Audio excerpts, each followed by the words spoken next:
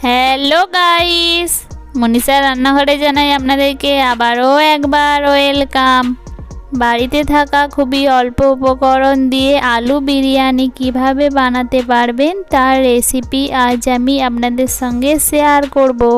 তো দেরি কিসের, চলুন রেসিপি শুরু করা যাক। বিরিয়ানি বানানোর জন্য এইখানে আমি নিয়েছি 1.5 গ্লাস বাসমতি চাল। প্রথমে চালটাকে জল দিয়ে 2 থেকে 3 বার ভালোভাবে ধুয়ে নেব। এটাকে সাইডে সরিয়ে রেখে দেব।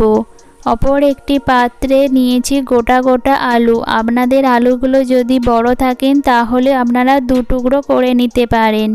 এর মধ্যে অল্প লবণ এবং কাশ্মীরি লঙ্কার গুঁড়ো মাখিয়ে নেওয়ার পর কড়াই অল্প সরিষার তেল দিয়ে তেল গরম হয়ে যাওয়ার পর আলুগুলোকে দিয়ে দেব। আজকের পুরো রেসিপিটাই আমি সরিষার তেলে বানাবো, আপনারা চাইলে সাদা তেলেও বানিয়ে নিতে পারেন। এইখানে আমি চন্দ্রমুখী আলু ব্যবহার করেছি, আপনারা চন্দ্রমুখী কিংবা জ্যোতি যে কোনো একটা ব্যবহার করতে পারেন। এটাকে ঢাকা দিয়ে এখন ভালোভাবে সেদ্ধ করে নেব। এটা যখন একদিকটা এইরকম কালার চেঞ্জ হয়ে যাবে তখন অপর দিকটা আলুগুলোকে উল্টে দিয়ে ভালোভাবে সেদ্ধ করে নেব। এর আগেও আমি আমার চ্যানেলে chicken biryani, veg biryani, egg biryani, বিভিন্ন ধরনের বিরিয়ানি রেসিপি শেয়ার করেছিলাম। আপনারা যদি আরও নতুন নতুন রেসিপি দেখতে চান অতি অবশ্যই আমাকে কমেন্ট করে জানাবেন। আলুগুলো 2 দিকে ভালো মতো সেদ্ধ হয়ে গেছে। এখন এগুলোকে তুলে নিয়ে একটা পাত্রের মধ্যে রেখে দেব। তারপর ওই কড়াইতেই দিয়ে দেব আরও 5 চামচ সরিষার তেল। তেল ভালো মতো গরম হয়ে যাওয়ার পর বেরেস্তা বানানোর জন্য দিয়ে দেব 1 মুঠো পাতলা পাতলা করে কেটে নেওয়া পেঁয়াজ। গ্যাসের ফ্লেমটাকে মিডিয়ামে রেখে পেঁয়াজটাকে 2 থেকে 3 মিনিট ধরে ভেজে নেব। পেঁয়াজের যখন এই রকম কালার চেঞ্জ হয়ে আসবে তখন বুঝবেন এটা ভাজা হয়ে গেছে। এখান থেকে বেরেস্তার জন্য কিছু পেঁয়াজ আমি এইভাবে ছাঁকনির সাহায্যে ছেঁকে একটা পাত্রে তুলে রেখে দেব। আর বাকি ওই তেলের মধ্যেই দিয়ে দেব 1 টুকরো এলাচ, 1 টুকরো দারুচিনি ও 3 থেকে 4 টুকরো লবঙ্গ আর অল্প করে গোটা জিরে। তারপর 1 চামচ আদা ও রসুন বাটা ও একটা পাতলা পাতলা করে কেটে নেওয়া টমেটো। গ্যাসের ফ্লেমটাকে মিডিয়ামে রেখে এটাকে আরও 1 মিনিট ধরে কষিয়ে নেব যাতে আদা রসুন থেকে কাঁচা গন্ধ চলে যায়। তারপর এর মধ্যে গুঁড়া মশলা অ্যাড করব। গুঁড়া মশলার মধ্যে দিয়ে দেব 1/2 চামচ হলুদের গুঁড়া, 1 চামচ কাশ্মীরি লঙ্কার গুঁড়া, 1 চামচ ধনে গুঁড়া ও 1 চামচ জিরে গুঁড়া। এই মশলাগুলোকে আরও 2 মিনিট ধরে মিডিয়াম ফ্লেমে কষাতে থাকব।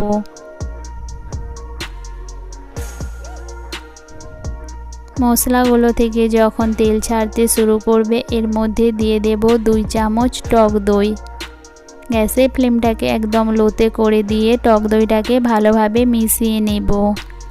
টক দই যখন মেশাবেন তো অতি অবশ্যই গ্যাসের ফ্লেমটাকে লোতে রাখবেন, না হলে টক দই ফেটে যাওয়ার সম্ভাবনা থাকে। তারপর আগে থেকে যে ভেজে আলুগুলো তুলে রেখেছিলাম সেগুলোকে এর মধ্যে দিয়ে দেব। আলুগুলো মশলার সঙ্গে ভালোভাবে মিক্স করে নেওয়ার পর আলুর ভেতরে মশলা যাতে পারফেক্টভাবে ঢুকে যায় সেই জন্য এর মধ্যে অ্যাড করে দেব অল্প করে জল। আলুগুলোকে এখন ঢাকা দিয়ে 5 মিনিটের জন্য একদম লো ফ্লেমে রেখে দেব। অপর দিকে আমি ভাত বানানোর জন্য আগে থেকে জল গরম করতে বসিয়ে দিয়েছিলাম। এর মধ্যে অ্যাড করে দেব লবণ, 1 টুকরো এলাচ, 1 টুকরো দারুচিনি, অল্প করে গোটা জিরে, একটা তেজপাতা, অল্প করে লবঙ্গ এবং কয়েক টুকরো গোলমরিচ। জল ভালো মতো গরম হয়ে যাওয়ার পর আগে থেকে যে চালগুলোকে ভিজিয়ে রেখেছিলাম সেগুলোকে এর মধ্যে দিয়ে দেব। দেখুন জলটাও একদম অনেকটা কমে গেছে আর আলুগুলো একদম পারফেক্ট বয়েল হয়ে গেছে। এখন গ্যাসের ফ্লেমটাকে অফ করে দিয়ে এটাকে ঢাকা দিয়ে সাইডে সরিয়ে রেখে দেব। একটা বাটিতে দুধের মধ্যে অল্প করে ফুড কালার মিশিয়ে রেখেছিলাম। এর মধ্যে 1 চামচ গোলাপ জল ও 1 চামচ কেওড়া জল মিক্স করে দেব। বিরিয়ানি বানানোর জন্য চালটাকে 80% মতো সেদ্ধ করব, 100% সেদ্ধ করব না। ভাত এখানে আমার পারফেক্টভাবে তৈরি হয়ে গেছে। এখন একটা ছাঁকনির মধ্যে ছেঁকে নেব। দেখুন এটা কতটা ঝরঝরে তৈরি হয়েছে।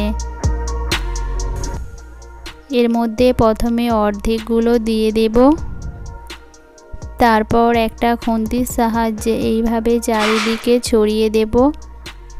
এর ওপর দিয়ে আগে থেকে যে বেরেস্তা তৈরি করে রেখেছিলাম সেগুলোকে দিয়ে দেব এবং অল্প করে দুধে কেওড়া জল ও গোলাপ জল মিক্স করেছিলাম সেটা দিয়ে দেব। আর 1 চামচ অ্যাড করে দেব বাড়ির তৈরি বিরিয়ানি মশলা।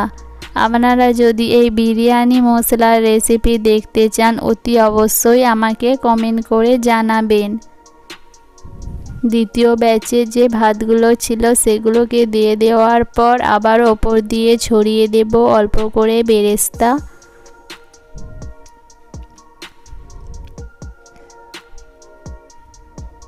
আর ওপর দিয়ে দেব বিরিয়ানি মশলা। তারপর দুটো চেরা কাঁচা লঙ্কা দেখতে সুন্দর লাগার জন্য এর মধ্যে দিয়ে দেব। শেষে দিয়ে দেব বেশ অনেকটা পরিমাণে দেশি ঘি। এখন এটাকে দম দেওয়ার জন্য গ্যাসের ফ্লেমটাকে লোতে দিয়ে 7 মিনিটের জন্য রেখে দেব।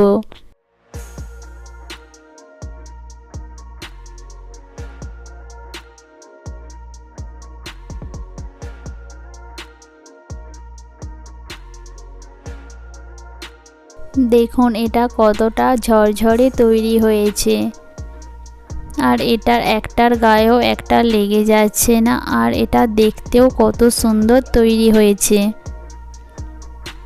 আপনারাও যদি এইভাবে বিরিয়ানি তৈরি করেন তাহলে আপনাদের বিরিয়ানিও এই রকমই দেখতে সুন্দর তৈরি হবে। আর এটা শুধু দেখতে সুন্দর নয়, এটার টেস্টটাও খুবই সুন্দর তৈরি হয়েছে। এইখান থেকে আমি আপনাদেরকে একটা আলু কেটে দেখাচ্ছি। দেখুন আলুটা পারফেক্টভাবে বয়েল হয়েছে।